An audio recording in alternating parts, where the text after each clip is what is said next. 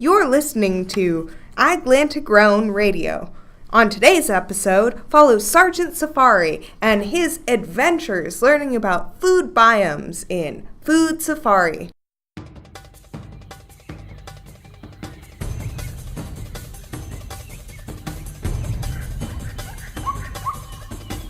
G'day mate, and welcome to Food Safari with your host, me, Sergeant Safari. On today's episode, I'll be taking you on a trip around the globe, exploring the many food biomes of our world.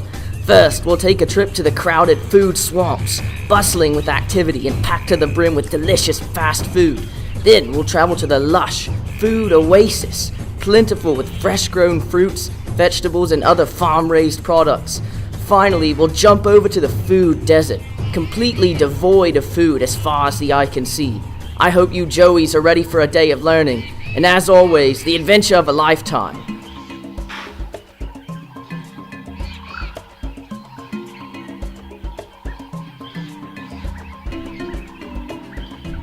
Alright explorers, we made it. Welcome to the food swamp, where restaurants flood the scene every direction you look.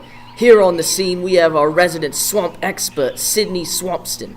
Thank you for joining us today, Dr. Swampston. Thank you for having me, Sergeant. I must say, this seems like an absolutely incredible place to live.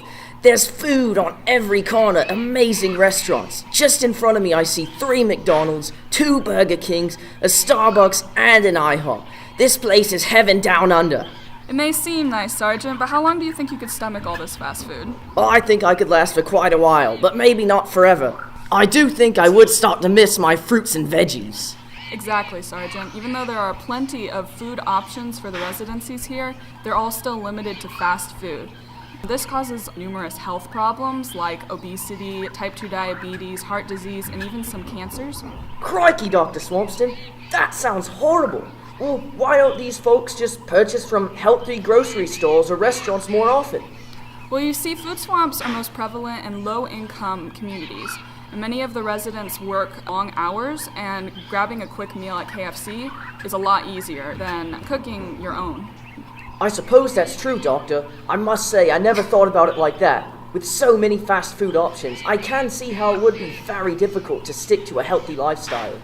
Indeed.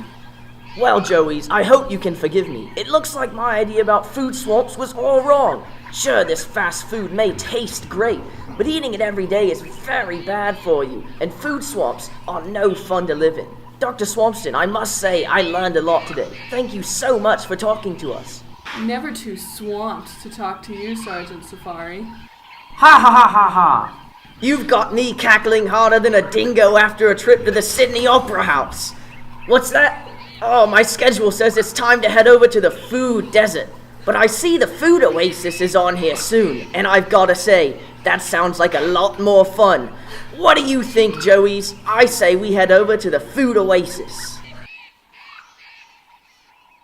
Alright, explorers, we made it. We're here in the food oasis. I'm looking around, and this must be one of the most incredible places I've ever been. It's bustling with activity just like the food swamp, but this time, instead of fast food and unhealthy choices, all I see are just delicious healthy food. There's a farmer's market, a supermarket, and coming this way, I see our food oasis expert, Dr. Olivia Oceania. Hello, and welcome to my food oasis. Glad to have you here, Sergeant. Come, let me show you around.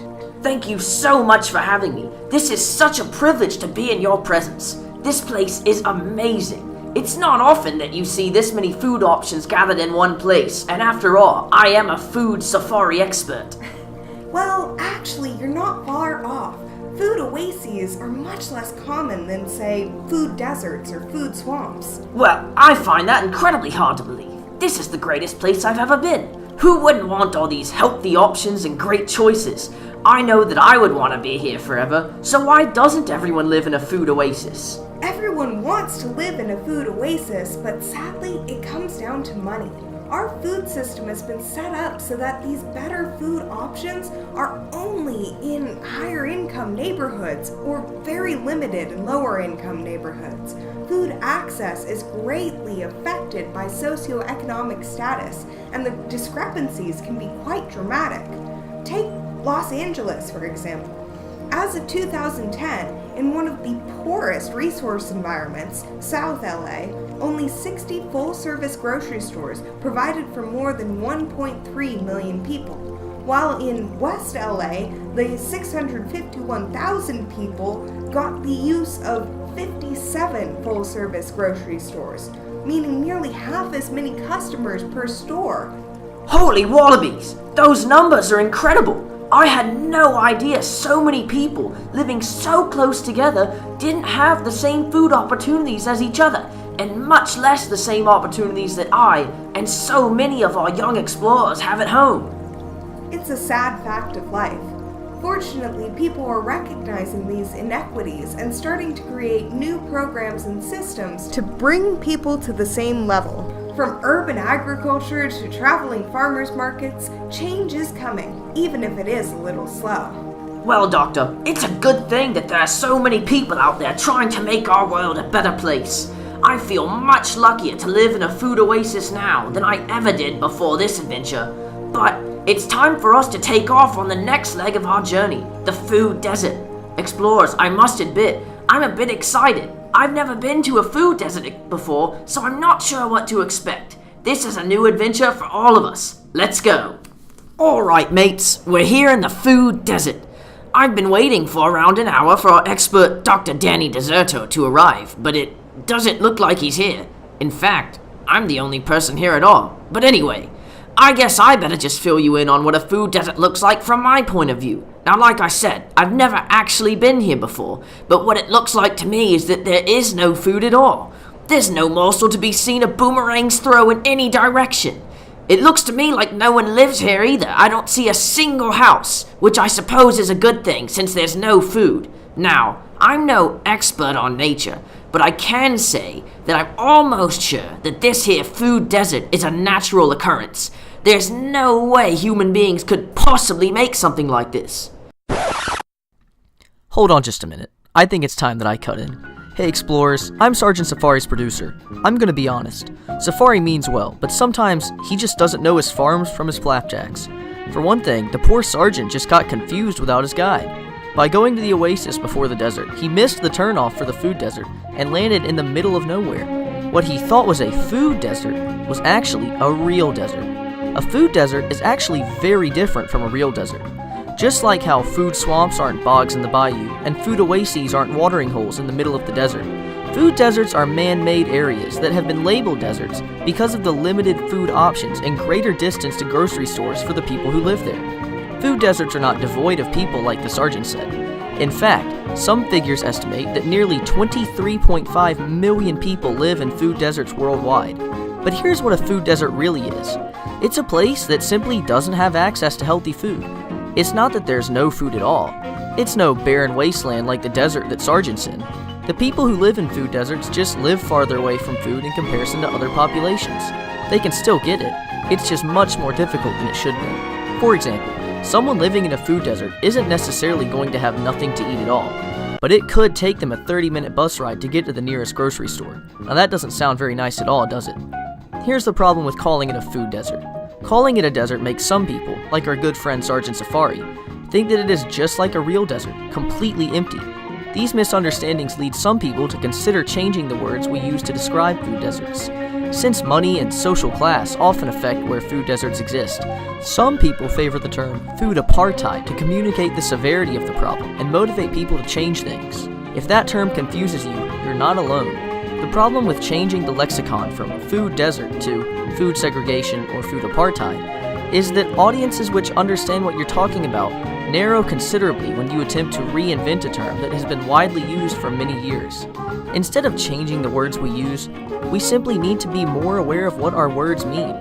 All food biomes are unnatural, man-made environments, which have certain characteristics which cause people to refer to them as swamps, deserts, and oases, but that's not what they really are. By understanding the physical meanings behind these comparisons, hopefully explorers like you can move forward to create positive change in the world. Now, let's get back to Sergeant in the field. Well, crikey! It's starting to get hotter out here than a dingo with too much fur. And I think I've said all there is to say about food deserts. So Sergeant says it's time to head back to the studio. I hate to leave so soon, explorers, but it's time for us to go home.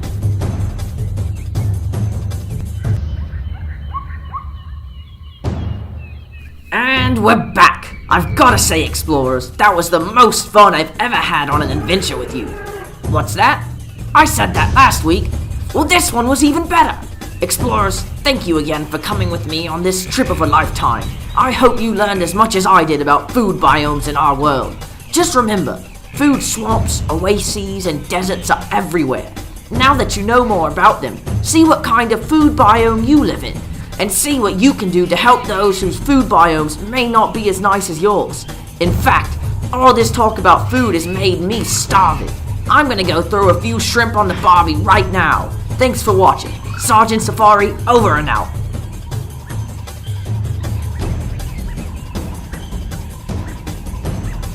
Thank you for listening to Atlantic Grown Radio, and be sure to tune in next week for another food podcast.